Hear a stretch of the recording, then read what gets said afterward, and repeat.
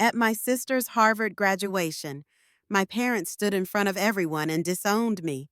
No warning, no explanation, just a smile for her and silence for me. They left my name off the invitations, off the program, off the family. But what they didn't know was that I had already uncovered their secrets, forged signatures, stolen inheritance, a house sold behind my back.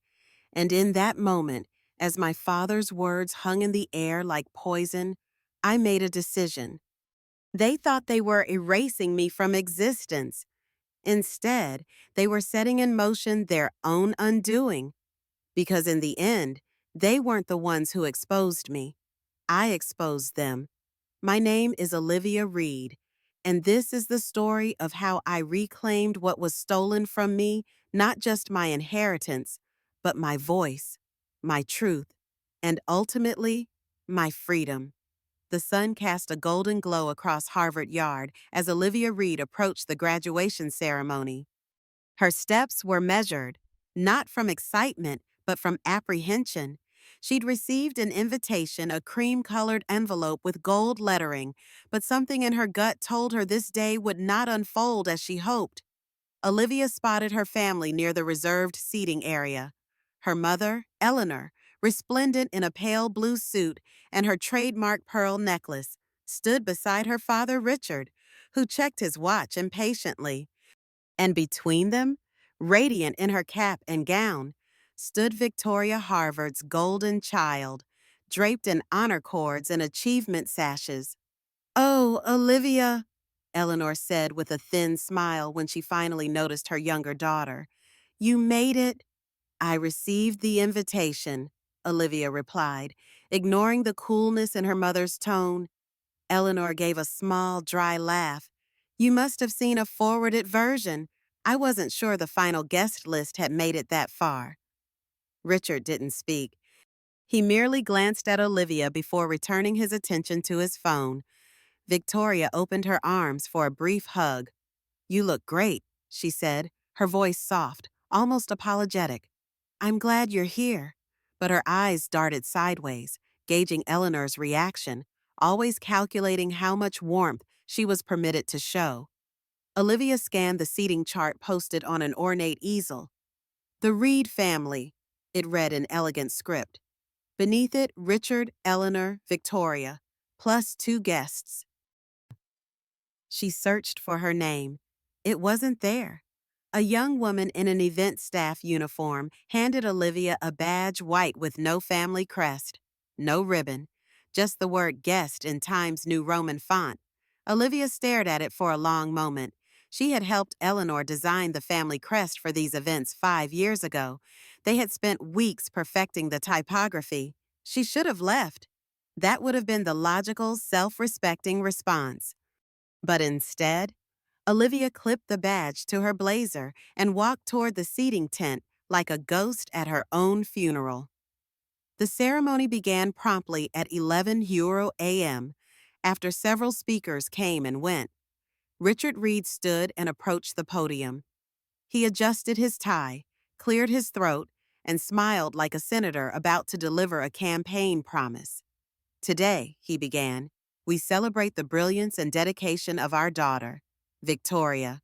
Her journey has been nothing short of extraordinary." Polite applause rippled through the audience. Victoria looked down modestly. "But this day also marks a turning point for our family." Richard continued, "A necessary shift in energy, values, and focus." Olivia's stomach dropped. "We've made a difficult decision. From this day forward, we will no longer be extending ourselves to those who do not align with the integrity and vision we uphold. That includes our younger daughter, Olivia." Silence fell. No gasps, no protests, just an uncomfortable ripple of coughs and rustling fabric. Olivia sat frozen, suddenly hyper-aware of every nerve ending in her body. Her ears buzzed. She stared at the edge of the stage. Victoria didn't say a word. Someone in the row behind Olivia whispered, "Did he just say?" Another voice murmured, Who does that at a graduation? Olivia swallowed hard and forced her jaw to remain still. Richard continued speaking something about investments, futures, roots, and weeds. She couldn't process the words anymore. Eventually, she stood and quietly walked out of the tent, not rushed, not visibly shaken, just methodical, as if it had happened before. Later, at the reception, Olivia tried to find her place at the Reed family table. There were cards with everyone's names: Richard, Eleanor, Victoria, Aunt Miriam, even Victoria's college roommate. Nothing for Olivia. A woman Olivia vaguely recognized from her mother's social circle approached. "Oh, you must be with the catering team," she said with a polite smile. "You're not wearing the family pin." Olivia looked down at her badge. Guest. No name, no title. In her mind, she heard herself say, "Not even a name tag, just a ghost badge. That's what I am to them now." She left without a word. Back in her modest Somerville apartment, Olivia stood in silence. The quiet was familiar, like a worn sweater she'd never had the heart to throw away. She tossed the graduation program on her kitchen counter, but something caught her eye as the pages fluttered open a family photo with Richard, Eleanor, and Victoria, all smiling. The caption read, "Proud moment for the Reed family."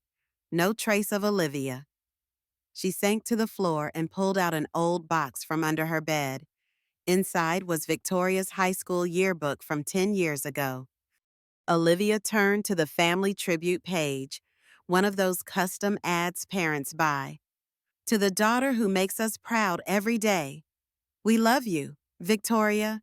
A single photo of her parents and Victoria on their front porch. Olivia remembered that day clearly. She had stood right beside Victoria, wearing a dress Eleanor had selected, but in this printed version, she was gone, cleanly cropped out. They hadn't forgotten her. They had erased her. With trembling hands, Olivia reached for her phone and dialed the one person in her family who had always treated her like she mattered. "Aunt Caroline, it's me." "Olivia, honey," came the familiar raspy voice. "Are you okay? I heard about what happened." "You knew?" Olivia's voice cracked, a heavy sigh from the other end. "I found out yesterday. Your mother told me it was for the best, that they needed to streamline the family image. I'm so sorry, dear." "Why, Caroline, why have they always—" Olivia couldn't finish. After a long pause, Caroline spoke softly. "Have you ever noticed how much you look like your grandmother, Martha? Not just your appearance, but the way you think, the way you challenge everything." She paused. Eleanor always resented Martha. She felt threatened by her independence, her strong will. And Richard. He and his mother had a complicated relationship.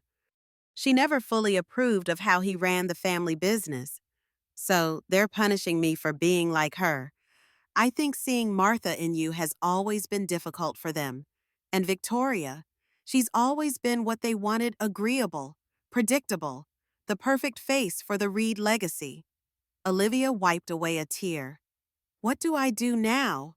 "I think," Caroline said carefully, "it might be time for you to learn what else they've been hiding from you." 3 days after the graduation, Olivia was sorting through her emails when she noticed a forwarded message from Caroline. The subject line read simply, "FYI." Inside was an attachment labeled "Lake Tahoe Property Transfer, Final." Olivia opened it with mild curiosity that quickly turned to shock. It was a legal document transferring her ownership stake in the family's Lake Tahoe vacation home to Victoria's name. At the bottom was Olivia's signature, except Olivia had never seen this document before, let alone signed it. She pulled out her passport and compared the signatures. The differences were subtle but unmistakable. The loop of the O was too round, the cross of the T too high. Someone had forged her signature. Olivia's hands shook as she called a handwriting analyst, paying a rush fee to have the signature examined. The expert's conclusion came back within days. The signature in question shows clear indications of forgery, likely traced from another source document. This wasn't just betrayal, it was criminal. I need a lawyer, Olivia told Caroline during their next call. Someone with no connection to the family. I might know someone, Caroline replied. Thomas Warner. He's brilliant, ethical, and has no ties to your parents or their circle. Thomas Warner's office was smaller than Olivia expected, but his sharp eyes and focused demeanor immediately put her at ease. Ms. Reed, he said, gesturing to a chair. Tell me what brings you here. Olivia laid out everything the public disowning, the forged signature, the years of being gradually erased from the family narrative. Thomas listened without interruption, occasionally making notes. What I'd like to understand, he said finally, is what you're hoping to achieve. Is this about the money, recognition, justice? Olivia thought for a moment. It's about truth. I want to know what else they've hidden from me. And yes, justice too. If they've stolen what's legally mine, I want it back. Thomas nodded. Then our first step is to get a copy of your grandmother Martha's original will. That should tell us what you are actually entitled to. It took 3 weeks and several legal maneuvers, but Thomas eventually secured a copy of Martha Reed's original will from a former colleague of the family's longtime attorney, Charles Mitchell. The document was revelatory. According to this, Thomas said, spreading the papers across his desk, your grandmother left the Lake Tahoe property to be divided equally between you and Victoria. She also left you a significant portion of her art collection and a direct stake in the Reed Foundation. None of which I ever received, Olivia said quietly. More importantly, Thomas continued, there's a specific clause here that states the Nantucket summer house was to be held in trust for both granddaughters, with you receiving a 60% ownership stake upon turning 25. Olivia stared at him. I turned 25 3 years ago. I've never heard anything about this. Thomas's expression grew serious. Ms. Reed, I think we need to investigate whether the Nantucket property is still in the family's possession. A quick property record search revealed the devastating truth the Nantucket house had been sold 18 months earlier. The record showed the signatures of Richard, Eleanor, and Victoria Reed. Olivia's name was nowhere on the documents. That night, Caroline called with more information. The money from the Nantucket sale, she whispered, as if afraid of being overheard. It went to fund Victoria's startup. She launched that sustainable fashion company, with it the one that got all that press last year. How did you find this out? Olivia asked. I still have access to some of the family financial records. I help manage the charitable giving for tax purposes. Remember, I've been doing some digging. I'm sending you copies of everything I've found. The documents Caroline provided painted a clear picture. Not only had the Nantucket house been sold without Olivia's knowledge or consent, but the proceeds, nearly $3.2 million, had been funneled directly into Victoria Reed Enterprises, with an additional $500,000 going to the Reed Foundation's Special Projects Fund, which Eleanor controlled exclusively. 2 weeks later, Olivia attended the Reed Foundation's annual fundraiser. She hadn't been explicitly invited, but as a former donor herself, her name remained on their mailing list, an oversight that worked in her favor. Eleanor's eyes widened slightly when she spotted Olivia across the ballroom, but her society smile never faltered. Richard pretended not to see her at all. Victoria, caught between surprise and discomfort, gave a small wave from across the room but didn't approach. Midway through dinner, Richard stood to make a toast. To our daughter, Victoria, he announced, raising his glass, whose visionary leadership continues to guide this family forward. Olivia felt several gazes turn toward her, then quickly look away. Victoria herself seemed unsettled. Her smile strained, but she said nothing. It didn't matter if Victoria agreed with their parents' actions. Her silence made her complicit. Olivia left before dessert was served. No one tried to stop her. As she stepped into the cool night air, she made her decision. She wouldn't wait for an apology or an explanation. If they wanted to erase her, they would have to face the consequences of making her invisible. We need to build a rock-solid case, Thomas explained as they sat in his office, surrounded by stacks of documents. The forgery is just the beginning. We're looking at potential fraud, breach of fiduciary duty, and violation of trust agreements. Over the next 3 months, Olivia and Thomas methodically assembled their legal strategy. Caroline continued to provide critical information from inside the family, including emails discussing how to manage Olivia's expectations and simplify the family structure for donor clarity. Their most significant discovery came when Thomas tracked down the notary who had supposedly witnessed Olivia's signature on the Lake Tahoe transfer. The woman, now retired and living in Arizona, confirmed she had never met Olivia and had been told by Charles Mitchell that the signature had been obtained separately. That's a serious violation of notary law, Thomas explained.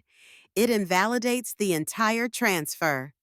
Meanwhile, Olivia began investigating the Reed Foundation's financial practices. With Caroline's help, she obtained internal memos showing questionable allocation of funds, including several instances where foundation money was used for what appeared to be personal expenses of the Reed family. I need to understand my grandmother better, Olivia told Thomas one afternoon. I need to know why she would have left me such a significant portion of her estate. Thomas agreed. Anyone who knew her well might help us understand her intentions. That could be valuable if this goes to court. Olivia found Margaret Winters, her grandmother's oldest friend, living in a retirement community in Vermont. Despite her 90 years, Margaret's mind remained sharp, her memory clear. You look so much like her, Margaret said, studying Olivia's face. Not just your features, it's something in your eyes. Martha had that same determination. Yet, over tea, Margaret shared stories of Martha Reed, her independence, her passion for art and education, her sometimes difficult relationship with her son Richard. Your grandmother worried about Richard, Margaret confided. She thought Eleanor had too much influence over him, that he'd lost his own voice, and she saw something special in you from the time you were little.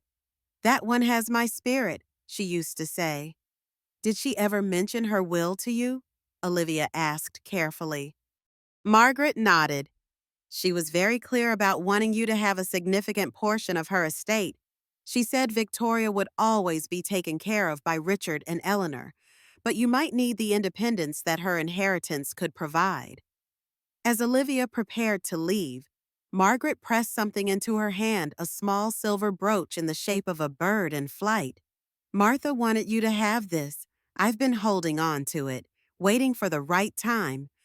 She said it represented freedom, something she valued above all else. Back in Boston, Thomas laid out their options. We have enough evidence to file a lawsuit challenging the execution of your grandmother's will and seeking damages for the unauthorized sale of properties where you held interest. What are our chances? Olivia asked. Thomas's expression was serious. Your family has resources and connections. This won't be easy or quick. We're looking at a legal battle that could last a year or more, and they'll fight back hard. They already took everything else, Olivia said quietly. I won't let them take my dignity too. Let's file. 2 days later, Richard and Eleanor Reed were served with legal papers outlining Olivia's claims against them. The war had officially begun. The Reed family's response was swift and merciless. Within a week of receiving the legal notice, Olivia was informed that her position at Meridian Partners, a consulting firm with long-standing ties to Reed Enterprises, was being eliminated due to restructuring. Her apartment building, which she later discovered was owned by a subsidiary of a Reed investment group, suddenly informed her that her lease would not be renewed. Former friends who maintained connections with her parents began declining her calls. "They're trying to isolate you," Thomas explained when Olivia updated him. "It's a common tactic: cut off resources, apply pressure, hope you'll give up." But Olivia remained resolute. She found a new apartment and a temporary job through connections Thomas provided. Caroline offered financial support, which Olivia reluctantly accepted as a loan. Then came the media attention. A small business journal ran a piece about the Reed family dispute, framing it as a jealous younger daughter seeking attention. The article quoted sources close to the family, describing Olivia as always troubled and resentful of her sister's success. "They're controlling the narrative," Olivia said bitterly as she showed Thomas the article. "Then perhaps it's time we shared some of what we found," Thomas replied. He reached out to Diane Heller, an investigative reporter known for her integrity, and arranged a confidential meeting. Diane listened carefully as Thomas outlined the case, showing her select documents that proved the forgery and financial mismanagement. Though skeptical at first, her interest grew as the evidence mounted. "This isn't just a family squabble," she said finally. "If what you're showing me is accurate, there are serious ethical and potentially legal violations at the Reed Foundation." 3 weeks later, Diane's extensively researched article appeared in the Boston Examiner. Unlike the previous coverage, this piece focused on the Foundation's questionable financial practices, the altered will, and the pattern of using charitable funds for private gain. It never directly accused the Reeds of illegal activity, but raised enough questions to prompt concern among the Foundation's donors and partners. The impact was immediate. Two major donors publicly announced they were putting their contributions on hold pending clarification. The state attorney general's office issued a formal request for the Reed Foundation's financial records for review. Eleanor called Olivia directly for the first time since the graduation. "What do you think you're doing?" she demanded, her voice cold with fury. "Do you have any idea what damage you're causing?" "I'm not doing anything but seeking the truth," Olivia replied calmly. "If the truth damages you, that's not my responsibility." "You were always selfish," Eleanor spat. "You never understood what it takes to maintain a legacy." "Maybe because you never let me be part of it." As after the call, Olivia learned that Caroline had been cut off from family communications and removed from her position with the foundation. "They found the document transfers on my computer," Caroline explained when she called Olivia. "I don't regret helping you, but you should know they're on high alert now." The court ordered a mandatory mediation session before proceeding further with the case. Olivia arrived with Thomas, prepared but not optimistic. Richard and Eleanor came with Charles Mitchell and two additional attorneys. Victoria, to Olivia's surprise, came alone. The mediator, a former judge with a reputation for fairness, invited each side to present their position. Thomas outlined Olivia's claims clearly and concisely, presenting key evidence of the forged documents and diverted inheritance. Charles Mitchell countered that any discrepancies were administrative oversights, not deliberate actions, and that Richard and Eleanor had always acted in the best interests of both daughters. When it was Victoria's turn to speak, she seemed uncomfortable. I wasn't aware of all the details regarding the property transfers," she admitted, not meeting anyone's eyes. "I was told everything was being handled properly and legally." Eleanor shot her a warning look, which Olivia didn't miss. After 3 hours, it became clear that no agreement would be reached. Richard and Eleanor refused to acknowledge any wrongdoing, and Olivia refused to withdraw her claims. "We'll see you in court," Charles Mitchell said coldly as they left. Outside the mediation room, Victoria hesitated, hanging back as their parents walked ahead. When they were out of earshot, she turned to Olivia. "I didn't know," she said quietly, "about the will, about the notary. I didn't know." Before Olivia could respond, Eleanor called sharply for Victoria, who hurried away without another word.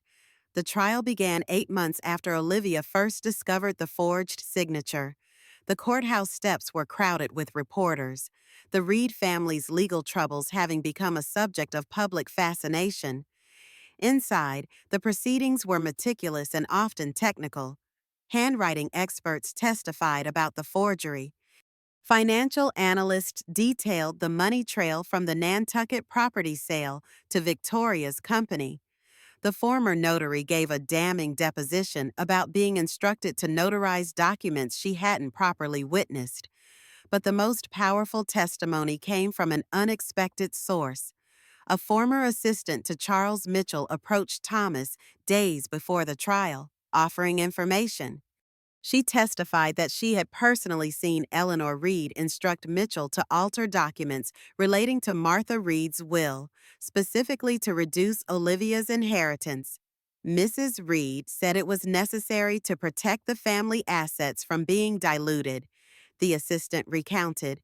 She was very specific about wanting the Nantucket property under the family's control, not Olivia's. On the fourth day of trial, Victoria took the stand. Under oath, she admitted that she had received money from the Nantucket sale for her business, but maintained she had believed the transaction was legitimate. When asked about her relationship with Olivia, Victoria's composure cracked slightly. "We were close when we were younger," she said softly. "Things changed as we got older. My parents, they had different expectations for each of us." "Were you aware that your sister was being systematically excluded from family decisions and assets?" Thomas asked. Victoria hesitated, glancing at her parents. "I noticed she was included less often. When I asked about it, I was told it was Olivia's choice, that she was distancing herself from family responsibilities." Eleanor and Richard both testified, denying any deliberate attempt to disinherit Olivia. Richard claimed the property transfers were standard estate planning procedures. Eleanor insisted that any exclusion of Olivia had been due to her troublesome behavior and inability to represent the Reed name appropriately. When Charles Mitchell took the stand, Thomas's cross-examination was relentless. Mitchell first denied any impropriety, but when confronted with the assistant's testimony and documentation of multiple irregularities, his certainty wavered. "Did you or did you not alter Martha Reed's will after her death, at the direction of Eleanor Reed?" Thomas pressed. After a long pause, Mitchell answered, "Certain adjustments were made to reflect the family's current needs." "That wasn't the question. Mr. Mitchell, did you alter a legal document after it had been executed?" Mitchell looked at Richard and Eleanor, then back at the judge. "Yes," he said finally. "I did." The courtroom erupted in murmurs. The judge called for order. The trial concluded 3 days later. The judge took 2 weeks to issue her ruling, which was delivered in a packed courtroom. "In the matter of Reed v. Reed Foundation," she began, "this court finds clear and convincing evidence of fraudulent activity in the execution of Martha Reed's will, unauthorized property transfers, and misappropriation of trust assets." She ordered the restoration of Olivia's rightful inheritance according to the original will, financial compensation for the Lake Tahoe property, and her rightful share of the proceeds from the Nantucket sale. The Reed Foundation was placed under independent financial oversight for 3 years, and Charles Mitchell was referred to the State Bar Association for ethics violations. As the courtroom began to empty, Olivia sat quietly, feeling neither triumph nor joy, only a profound sense of vindication tinged with sadness. She had won, but at the cost of any possibility of reconciliation with her parents. Richard and Eleanor left without looking at her. Victoria lingered briefly, meeting Olivia's eyes across the room before following their parents out. In the weeks that followed, the consequences of the ruling rippled through Boston's social and philanthropic circles. The Reed Foundation temporarily suspended its grant-making activities pending a complete audit. Several board members resigned. Richard and Eleanor made no public statements but were noticeably absent from several high-profile events. Olivia returned to her apartment one evening to find a letter with no return address. Inside was a single sheet of paper with Victoria's handwriting. "You were right to fight for the truth. I'm sorry I didn't have the courage to stand with you. When you're ready, I'd like to talk." She folded the note and placed it in her drawer, not yet sure how she felt about the possibility of rebuilding a relationship with her sister. Caroline called to congratulate her on the outcome. "Martha would be proud of you," she said. "She always said you had her spirit." Olivia touched the silver bird brooch she now wore daily. "I wish I had known her better." "You honor her by being exactly who you are," Caroline replied. "And now you get to decide what to do with your inheritance, your real inheritance." 1 year after the trial, Olivia stood on the wide porch of the Nantucket house, watching the waves roll against the shore. After regaining ownership, she had spent months renovating the property, not to reclaim it as a personal residence, but to transform it into something new. Today was the official opening of the Martha Reed Center for Creative Arts, a retreat space for young artists from disadvantaged backgrounds. The old boathouse had been converted into studio spaces, and the main house now featured galleries, classrooms, and dormitory-style accommodations. Caroline stood beside her, now a permanent fixture in Olivia's life. After being cut off by the Reeds, she had accepted Olivia's invitation to help run the new center. "It's more beautiful than I imagined," Caroline said, surveying the property. "Martha would have loved this." Olivia nodded. "It feels right, using her legacy to create opportunities rather than just preserving wealth." The inheritance had provided Olivia not just with financial security, but with purpose. In addition to the Nantucket Center, she had established a foundation of her own, deliberately small and transparent, focused on supporting foster children and orphans transitioning to adulthood. The past year had been one of healing as well. Olivia had worked with a therapist to process the trauma of her family's rejection and the bitter legal battle. She had learned to define family not by blood but by choice, surrounding herself with people who genuinely supported her. Richard and Eleanor had made no attempt to contact her since the trial. According to Caroline's remaining connections in their circle, they had retreated somewhat from public life, focusing on rebuilding the foundation's reputation under strict oversight. As guests began arriving for the center's opening ceremony, Olivia greeted each one personally. Artists, teachers, community leaders, and the first group of young people who would benefit from the program all gathered to celebrate this new beginning. A taxi pulled up to the long driveway, and Olivia was surprised to see Victoria step out. She wore a simple dress, carrying a small gift bag, looking uncertain as she approached. "I wasn't sure if I should come," Victoria said when they were face to face. "I got your note," Olivia replied. "I just wasn't ready to respond yet." Victoria nodded. "I understand. I can leave if you prefer." Olivia considered for a moment, then shook her head. "No, stay. See what this place has become." They walked through the property together, the conversation stilted at first, but gradually easing as Victoria asked genuine questions about the center's programs and goals. "I left the company," Victoria said as they stood looking at the ocean. "Sold it, actually. I couldn't continue knowing how it started." "What are you doing now?" Olivia asked. "Teaching design at a community college. It's not glamorous, But it's honest. She paused. I've moved out of the family house too. I needed to find my own way, separate from their expectations. And Mom and Dad, Victoria sighed. They're the same, but diminished somehow. They don't talk about you. Your name is like a forbidden word. Olivia wasn't surprised.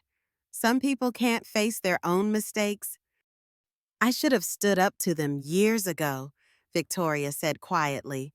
I always knew something wasn't right in how they treated you. I was just so afraid of losing their approval. We were both shaped by them, just in different ways, Olivia replied. You don't need to carry that guilt forever. At the opening ceremony, Olivia stood at a small podium to address the gathered crowd. She spoke of her grandmother's belief in creativity and independence, of the center's mission to nurture those qualities in young people who might otherwise never have the opportunity. Legacy isn't about preserving what was, she concluded. It's about creating what can be. Afterward, a teenage girl, one of the center's first students, approached Olivia with a small handmade pen fashioned from sea glass and wire. I made this for you, she said shyly. It's supposed to be a phoenix. You know, the bird that rises from ashes? Olivia accepted it with genuine gratitude, pinning it beside her grandmother's silver bird brooch. It's perfect, she told the girl. Absolutely perfect. That evening, after the guests had departed, Olivia sat alone on the porch, watching the stars emerge over the Atlantic. Victoria had left with a tentative promise to visit again. Caroline was inside, organizing the last details for tomorrow's first full day of programs. In the quiet, Olivia reflected on the journey that had brought her here. The pain of rejection had transformed into something unexpected: freedom. Freedom to define herself, to create something meaningful, to build connections based on mutual respect rather than obligation. She touched the two brooches on her lapel, her grandmother's silver bird and the student's handmade phoenix. One represented the legacy she had inherited, the other the future she was creating. The family that had tried to erase her had instead set her free, and in that freedom, she had found peace not from forgetting the past, but from transforming it into something that could help others find their own voice, their own place, their own worth. Sometimes, Olivia had learned, the deepest wounds come from those who should have protected you. But healing doesn't mean returning to what hurt you. It means building something new on your own terms. And that was exactly what she had done. Tonight, as I stand on the porch of what was once my grandmother's summer home, now transformed into a haven for young artists who, like me, know what it means to be invisible, I touch the two brooches pinned to my lapel. One silver bird from my grandmother, representing the legacy they tried to steal. One handmade phoenix from a student, symbolizing what I've built from the ashes. The family that tried to erase me had instead set me free. Listen. And in that freedom, I found not just justice, but purpose. Some say forgiveness heals all wounds, but I've learned that some wounds aren't meant to be stitched closed with hollow apologies. Some wounds are meant to transform us, to carve new paths through old forests, to reveal strengths we never knew we possessed. The Reeds thought they were removing a complication from their perfect family portrait. Instead, they created something far more powerful, a woman who no longer needed their approval to exist. My name is Olivia Reed. They tried to erase it from their story. I made it the title of my own.